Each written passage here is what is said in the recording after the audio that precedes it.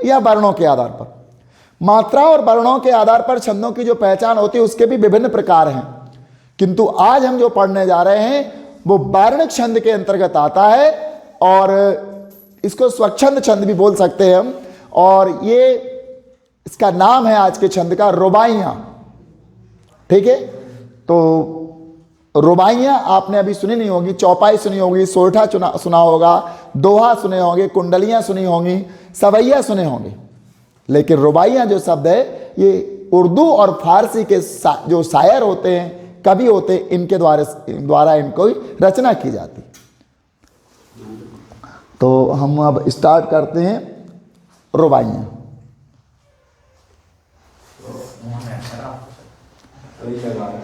रुबाइयाँ वर्णक छंद के अंतर्गत आता है। चूंकि मात्रिक छंद हम आपको पहले ही पूरे करा चुके हैं, तो रुबाइयाँ हिंदी से अलग उर्दू और फारसी कवियों के द्वारा इनकी रचना की जाती है। इनमें उर्दू और फारसी के दोनों के संयुक्त शब्द भी होते हैं। इसकी भाषा का उसी प्रकार से प्रयोग किया जाता है, चूंकि उर्दू भाषा की जननी फारसी भाषा ही, फारसी भाषा से और हिंदी भाषा के मिश्रण से उर्दू भाषा का जन्म हुआ है। तो इसमें फारसी और उर्दू भाषा के शब्दों का मिश्रण होता है। हम यहाँ रुबाइयों की बात करें तो रुबाइयाँ तुकांत छंद के अंतर्गत आता है। तुकांत, इसकी तुक का अंत होता है। पहले, दूसरे और चौथे चरण में तुकांत पाया जाता है। अर्थात रुबाइयों का जब हम पहला चरण पढ़ेंगे, दूसरा पढ़ेंगे और चौथा पढ़ेंगे, तो इन तीनों में के चरण के अंत में जो तुक होती है वो मिल जाएगी। किंतु रुबाइयों का जो तीसरा चरण होता है इसमें कोई तुक नहीं मिलती है। ये स्वच्छंद होता है, अपने आप में कुछ भी लिख सकता है। यहां हमने लिखा है रुबाइयाँ तुकांत छंद होते हैं, इसके पहले, दूसरे और चौथे चरण तुकांत होते हैं तथा तीसरा चरण स्वच्छंद होता है। रुबाइयाँ मुख्यतः उर्दू एवं फारसी के कवियों द्वारा, उस भाषा में इन कवियों को शायर भी कहा जाता है, इनके द्वारा लिखी जाती है। हमारी पुस्तक आरोह में ये इसको रुबाइयाँ नामक एक पाठ को शामिल किया गया है और इसके रचयिता फिराक गोरखपुरी जी हैं। फिराक गोरखपुरी का एक पाठ है हमारी पुस्तक में। तो यहाँ पर रुबाइयाँ का उदाहरण हमने उसी पाठ से लिया है। हमारी पुस्तक आरोह में जो पाठ है रुबाइयाँ फिराक गोरखपुरी का, उसी से कुछ चंद अंश हमने यहाँ छांटे हैं जिससे कि हम ये कह सकें कि ये रुबाइयाँ हैं और आप लोगों को कक्षा 12वीं के अध्ययन के लिए इसको पढ़ना पड़ेगा। चूंकि एनसीईआरटी की जो पुस्तक है उसमें इस पाठ का समायोजन है, तो प्रत्येक विद्यार्थी का एक कार्य हो जाता है कि इस पाठ का हम अच्छे से अध्ययन करें। तो रुबाइयों का उदाहरण देखते हैं और देखते हैं कि इस परिभाषा से क्या ये सटीक है या नहीं है। सबसे पहली बात, इसका पहला, दूसरा और चौथा, ये तीन जो चरण हैं ये तुकांत हैं। तुकांत, इसके चरण के अंत में तुक मिलती है। लिखा है आंगन में लिए चांद के टुकड़े को खड़ी, आंगन में लिए चांद के टुकड़े को खड़ी, इसकी तुक बन रही है आराम से। हाथों में झुलाती है उसे गोद भरी, तुक मिली पहले में उसमें, एक बार फिर सुन लो। आंगन में लिए चांद के टुकड़े को खड़ी, हाथों पे झुलाती है उसे गोद भरी। हम तीसरा नहीं पढ़ रहे क्योंकि ये स्वच्छंद बाद में पढ़ते हैं। पहले चौथा हम तुकांत पढ़ लेते हैं। गूंज उठती है खिलखिलाते बच्चे की हंसी, ई तीनों में है, इसका मतलब है इसमें तुक मिल रही है। हम रामचरितमानस पढ़ते हैं ना, तो उसमें तुक मिलती है। जैसे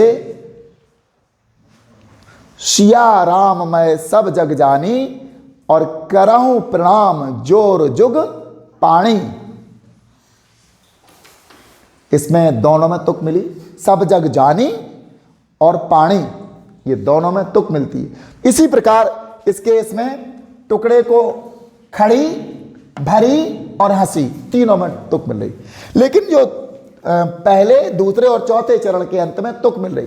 किंतु इसका जो तीसरा चरण है, जैसे रह रह के हवा में जो लोका देती है, इसमें कोई तुक नहीं मिल रही। रह रह के हवा में जो लोका देती है, लोका देने का मतलब है यहां पर फिराक गोरखपुरी जी कहते हैं कि एक स्त्री है, कोई आंगन में खड़ी है, आंगन में लिए चांद के टुकड़े को खड़ी, वो अपने बच्चे को लेकर के खड़ी है, दोनों हाथों पर, हाथों पे झुलाती है उसे गोद भरी, दोनों हाथों में उसको लेकर के झुलाती है अपनी गोद में। रह रह के हवा में जो लोका देती है, हवा में उसको थोड़ा उछाल देती है, इसको हवा का लोका कहते हैं। तो बच्चा क्या गूंज उठती है खिलखिलाते बच्चे की हंसी, वो बच्चा खिलखिला जाता है। अभी आपको हवा में थोड़ी देर के लिए छोड़ दिया जाए तो घबराहट हो जाएगी, आपको पसीना निकल जाएगा, पता नहीं कैसे कैसे ख्याल आने लगेंगे। हवा में का मतलब है आप किसी स्पेस पर नहीं है, सतह पर नहीं है आप। लेकिन बच्चा हंसता है, बच्चा इसलिए हंसता है कि उसको पूरा भरोसा, पूरा कॉन्फिडेंस है कि उस बच्चे को गिरने नहीं दिया जाएगा। मां तुम हमारे साथ हो, आप हवा में फेंको या सागर में फेंको, जब तक आप मेरे साथ हो मेरे जीवन की रक्षा होगी। इसलिए वो बच्चा गूंज उठती है खिलखिलाते बच्चे की हंसी। तो रुबाइयां वार्णिक छंद के अंतर्गत आता है और इसका उदाहरण और इसकी परिभाषा हमने आपको बता दी। और ये लिखते वाले कवियों में हमने बता ही दिया, उर्दू और फारसी जो शायर या कवि होते हैं ये रुबाइयां लिखते हैं। और इस रुबाइयों के लेखक हैं फिराक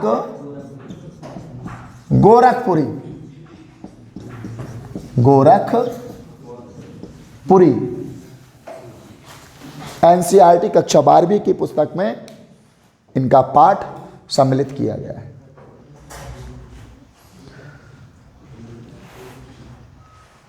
हम सवैया भी आप लोगों को पढ़ा चुके हैं।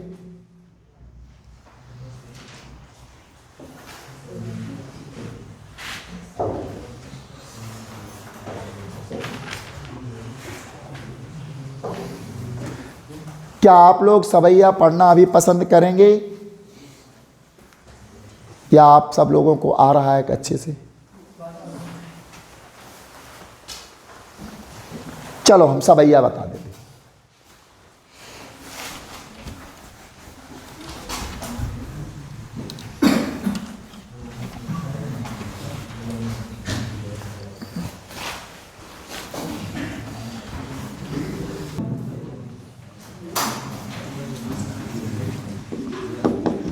सवैया वार्णिक छंद के अंतर्गत आता है। 22 से लेकर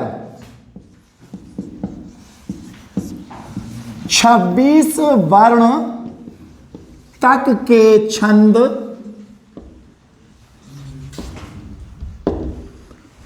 सवैया कहलाते हैं।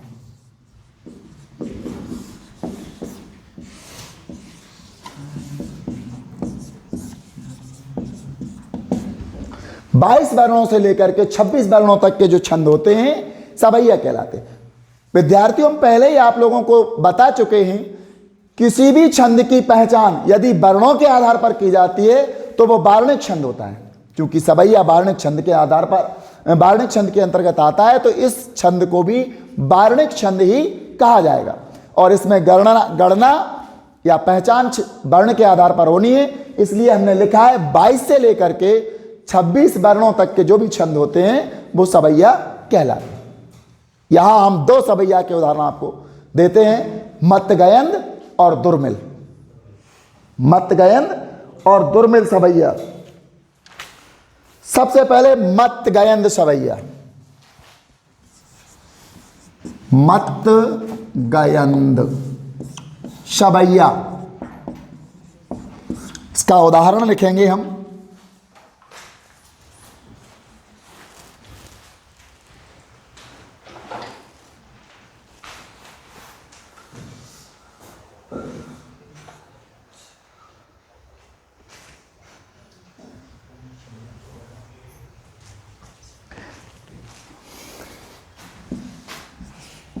इसके 4 चरण होते हैं।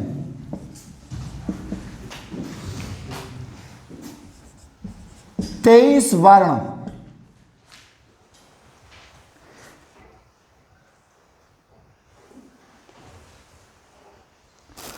या यूं लिखो इसको,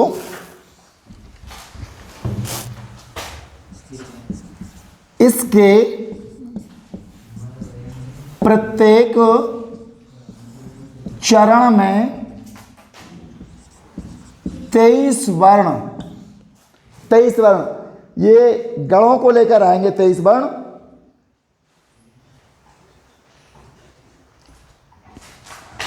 तेईस वर्ण, 7 भगड़ और 2 गुरु। 2 गुरु के क्रम में होते हैं।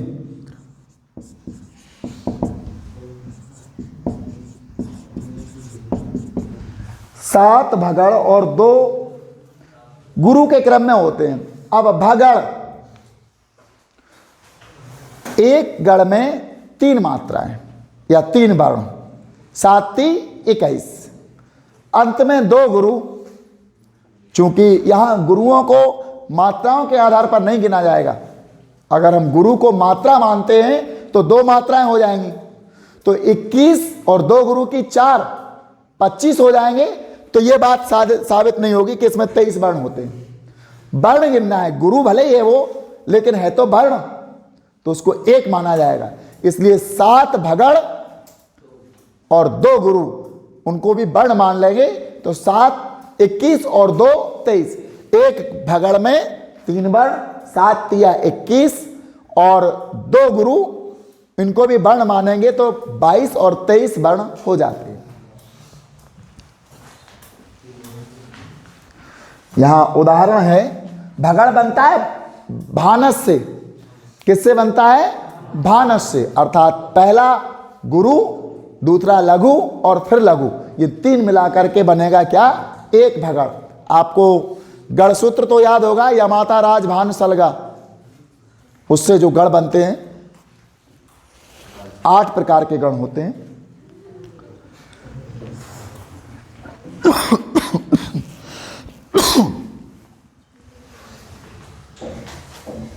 उदाहरण,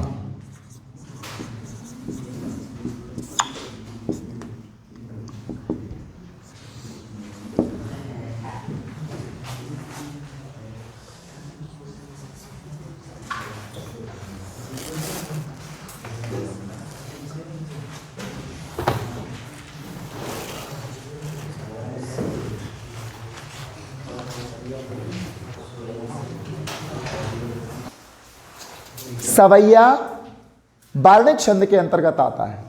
यहां मत गयंद सवैया का वर्णन किया जा रहा है।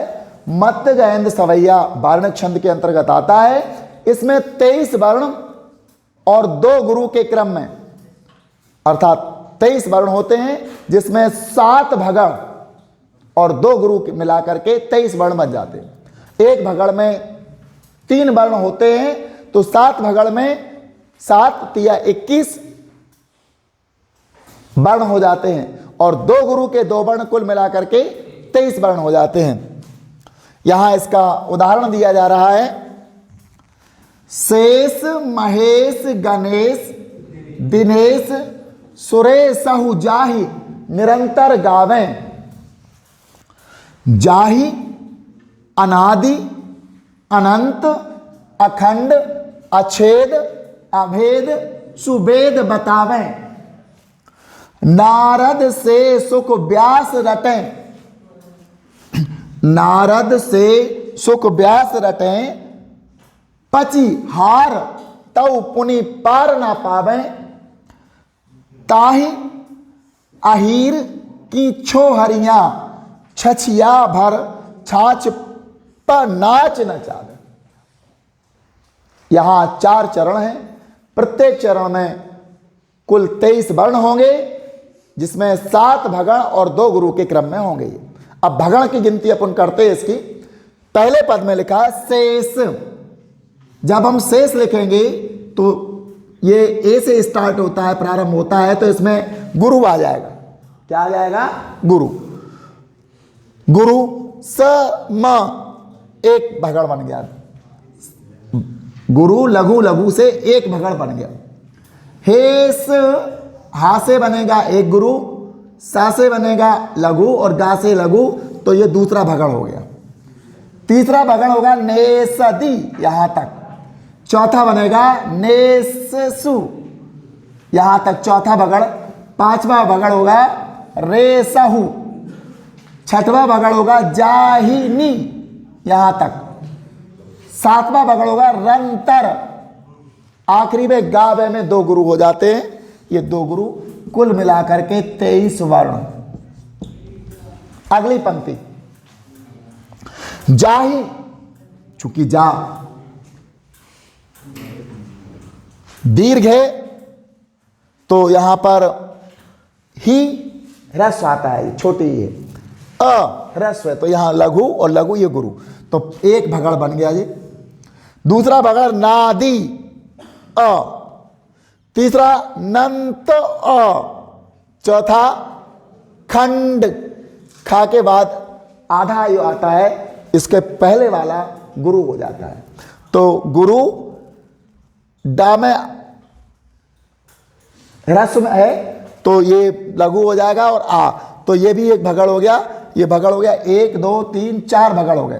पांचवा भगड़ है छेद अ, छठवां भगड़ है भेद सु, सातवां है वेद व। 7 भगड़ हो गए। ताबे में 2 गुरु है तो ये कुल मिलाकर के हो जाते हैं 7 भगड़ और 2 गुरु, कुल मिलाकर के 23 वर्ण यहां पर भी हो गए।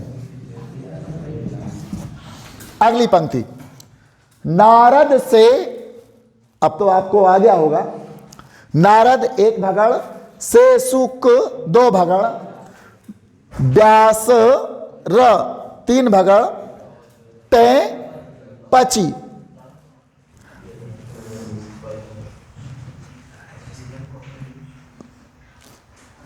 पची हा, ठीक है, तो ये हो गया, नहीं पची। हारे त ये भगड़ हो गया। ऊपुनी 2 हो गए।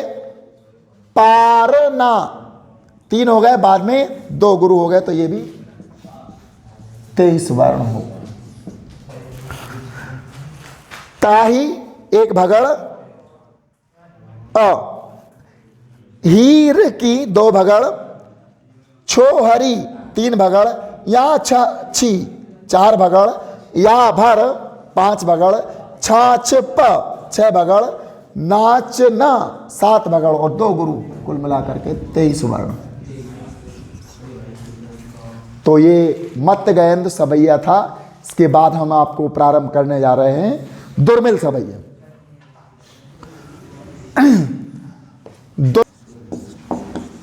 दुर्मिल सवैया, इसका दूसरा नाम चंद्रकला भी है। कभी कभी परीक्षाओं में पूछा जाता है कि निम्न में लिखित सवैयाओं में से चंद्रकला किसका नाम, किस सवैया का नाम चंद्रकला भी है। यह बच्चों को कम जानकारी होती है, तो इसलिए आप लोग यहां लिख लो दुर्मिल सवैया।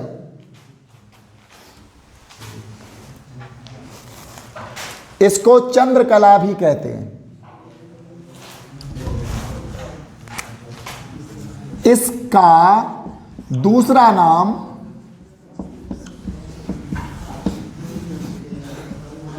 चंद्रकला भी है।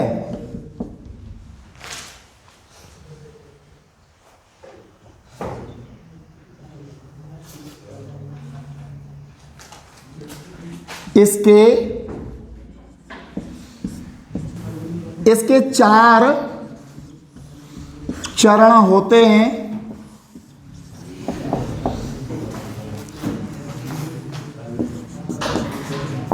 प्रत्येक चरण में मतगयन में 23 वर्ण थे, इसमें 24 होंगे। प्रत्येक चरण में 24 वर्ण होते हैं तथा 8 सगण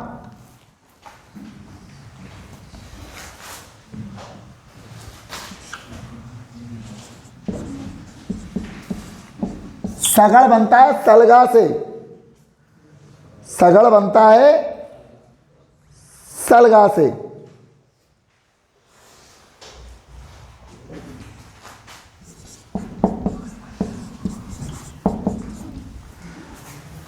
आठ सगड़ होते हैं। उदाहरण,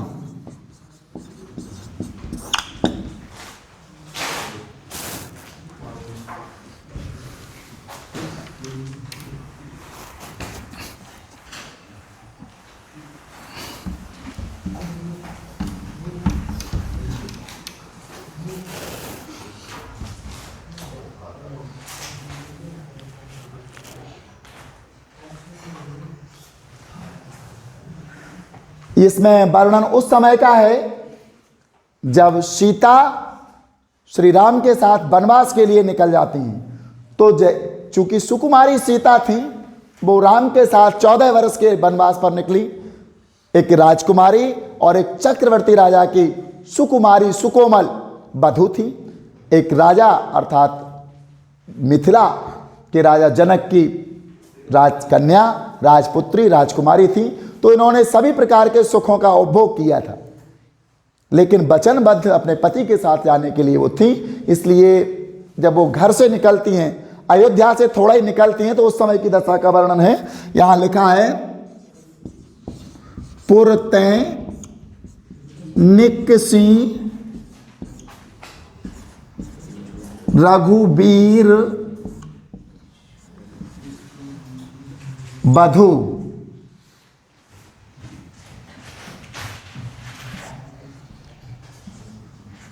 धरी धीर दये मग में डग द्वय। उन्होंने बड़ा धैर्य धारण करके रास्ते में 2 कदम ही आगे बढ़ी थी। अगली पंक्ति कहती है, झल की भरी भाल, झल की भरी भाल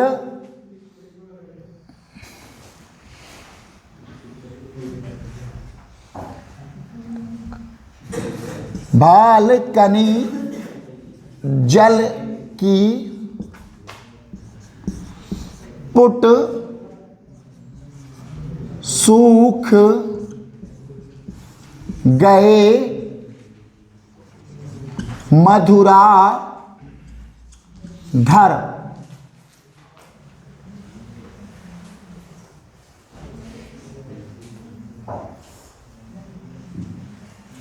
वह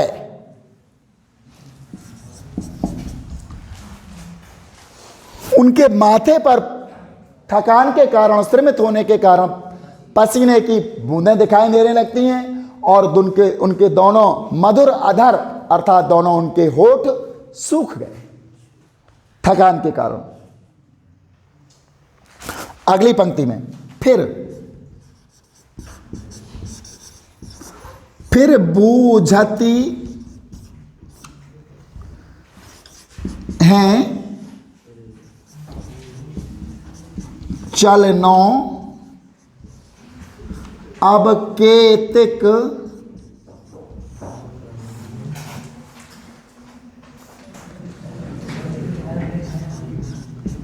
पर्णकुटी फिर बूझती है चलनो अब केतिक, पर्णकुटी करी हो कितवे।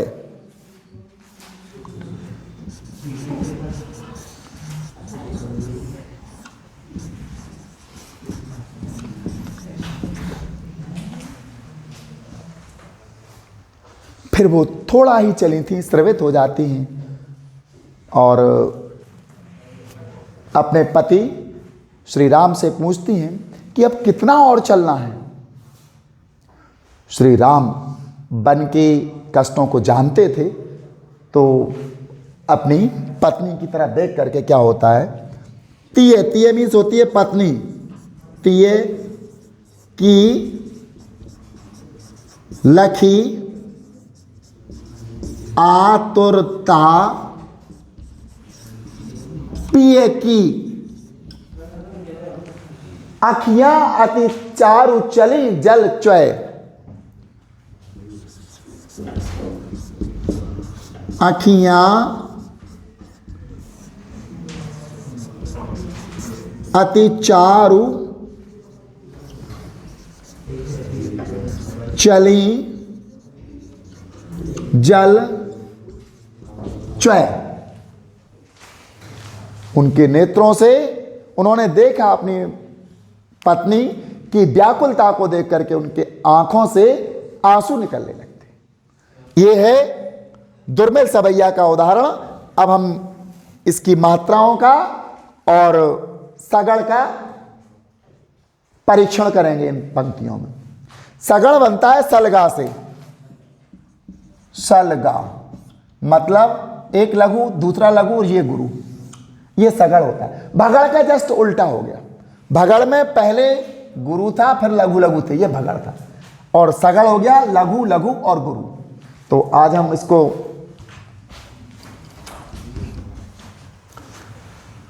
पुरतें लघु लघु और गुरु हो रहा है। ये निकसी दो, रघुवीर बी तीन, रावधु धरिधि हृदय मग में डग द्वय। कितने हो गए इसमें? 1 2 3 4 5 6 7 8 भगड़ हो गए, 24 वर्ण हो गए। एक भगड़ में 3 वर्ण, तो 8 भगड़ में 24 वर्ण हो जाते हैं, तो 24 वर्ण हो गए। अगली लाइन इसी प्रकार आप बना लेंगे कि इसको और बना देते हैं। एक सगड़ हो गया जी, दूसरा हो गया, तीसरा हो गया, चौथा हो गया, पांचवा हो गया, छठवां, सातवां, आठवां हो गए। इसी प्रकार इनके बनेंगे, कुल मिलाकर के 24 वर्ण सभी में आएंगे और 8 सगड़। ये हो गया अपना दुर्मिल सवैया का उदाहरण।